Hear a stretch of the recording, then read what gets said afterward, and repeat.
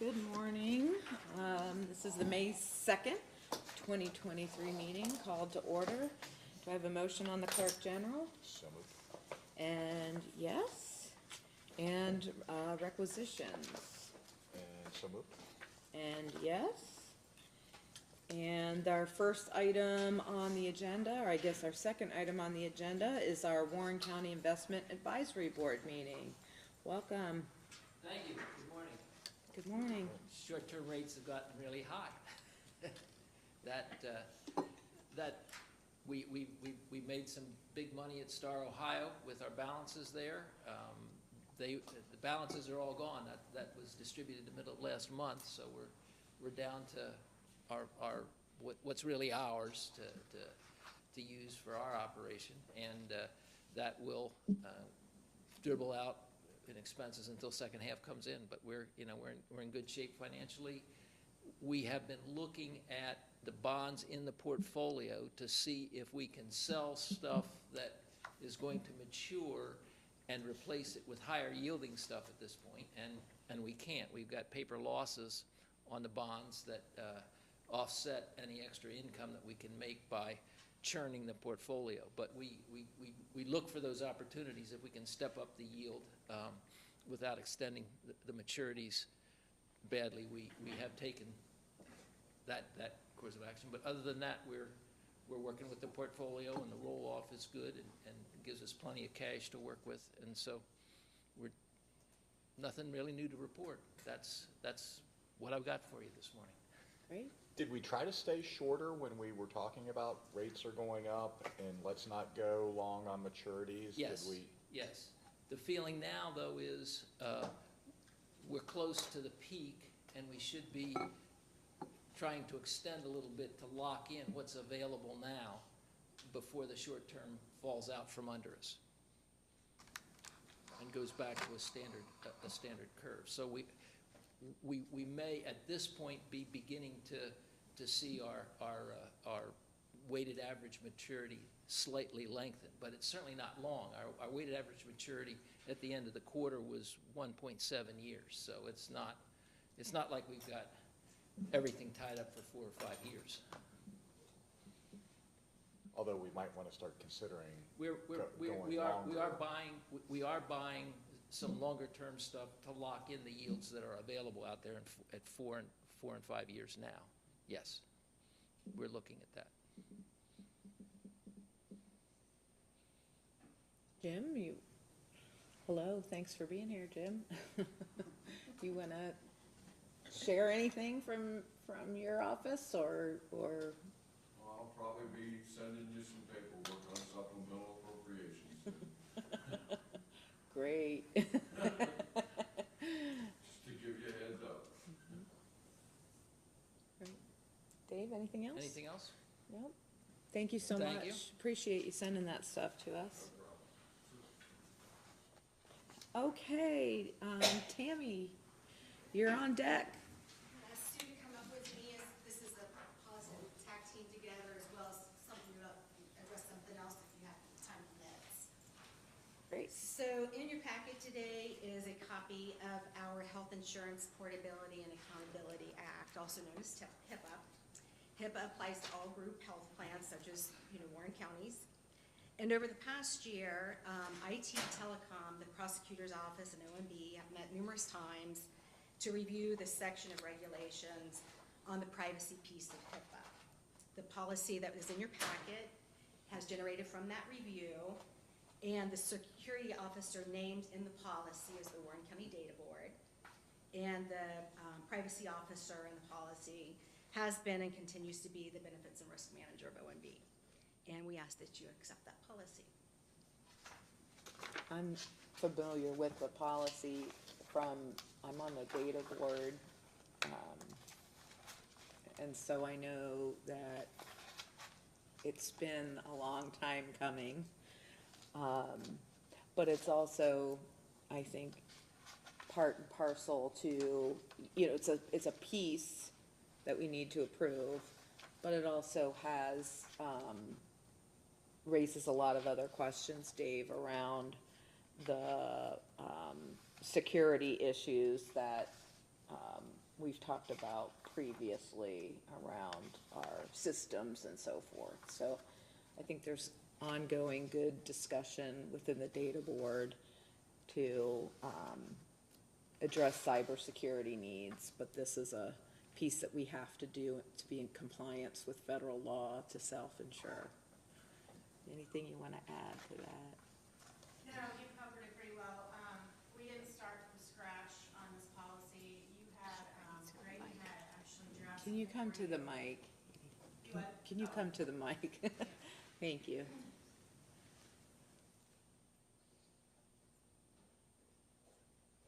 Yeah, so you didn't start from scratch. You Yeah, had- we've got a HIPAA policy, correct? Well, you had, Graydon had draft one several years ago, but I don't believe that was ever adopted officially. So what we did is we started over with the risk assessment and went back and made sure that everything's up to date.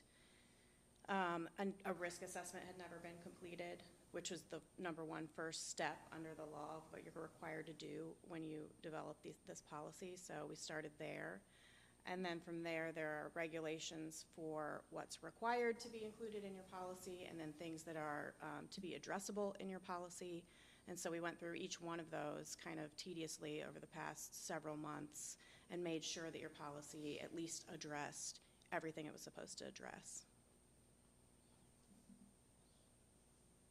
Okay. And so are you looking for adoption of a resolution today, Tammy, in support of the policy? Correct, yes. Is there a motion on the resolution? Make a motion to approve the HIPAA policy? And second? Can we just get a roll call, please? Mrs. Jones? Yes? Mr. Young? Yes. Great, thank And you. if we could just take another second of your time, this is pertaining to our employee assistance program. So currently, well, as you know, an assistance program, employee assistance program provides services to employees and their families dealing with life difficulties. You know, now more than ever, that is a very important program to have. We're finding that the services with the current vendor are underutilized, probably less than 1% participation. Just seems to not be accessible, inconvenient, and untimely. So through the help of Haran, our insurance broker, they went out and they reviewed some other vendors, and they brought back, we had discussion, and they brought back a program that seems to fit us the best, which is TriHealth. Their local presence should drive utilization, accessibility to timely care, and the cost is comparable to the current program. So we asked for approval to move forward with the contract. Who was our current vendor? CompPsych. It's a larger company, and so their accessibility has been a lot less, meaning if you make a phone call and they're busy, you'll leave a message, it may take a day or two to get a call back, and then to schedule a visit is usually 2+ weeks out, or like 3 and 4 weeks. That's too long for some people who are having some issues, and we've had more complaints on it recently, so I went to Tammy, and that's why we were talking about this. Yeah, they're not timely with their reporting to us, so we don't always, know the numbers of participation. We don't know on an aggregate level, what the service are that's being sought, whether it be, family crisis, marital children, financial.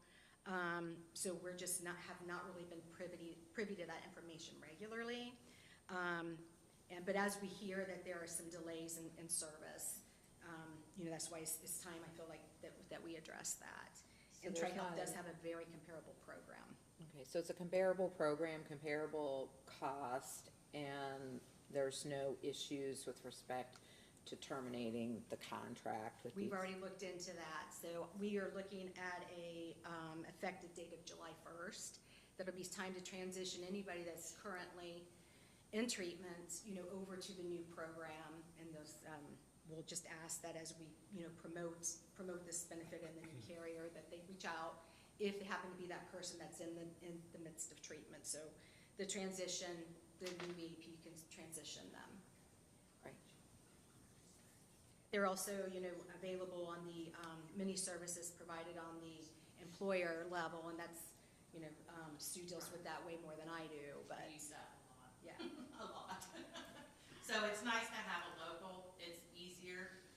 So Tammy, you'll have that all ready for you. Our goal is to have, like we said, to have that in July. So watch for a resolution if you're good with that. If we can move forward with that, that would be great. Okay, very good. Sounds Thank good. you. Thank you. Can we ask Ben about what's going on? I wouldn't.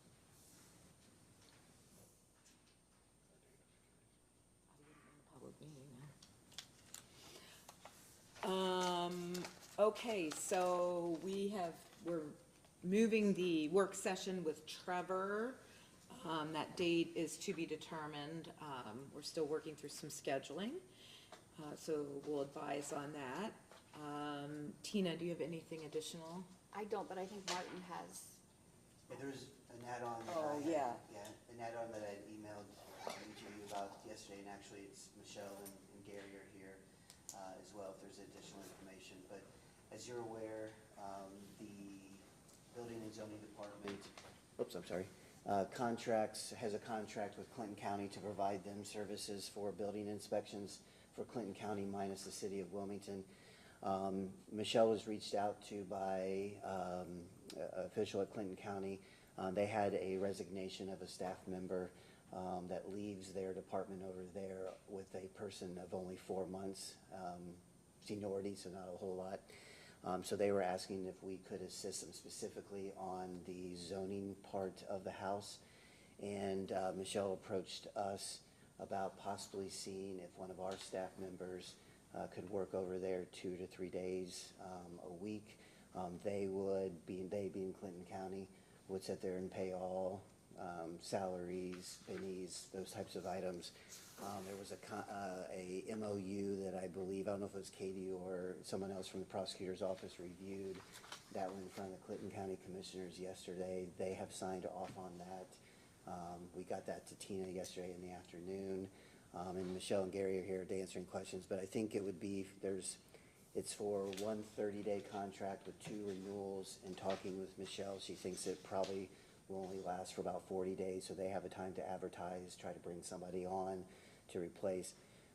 Michelle thinks this is a good service opportunity since we do have that contract. They came to us first asking if we could assist.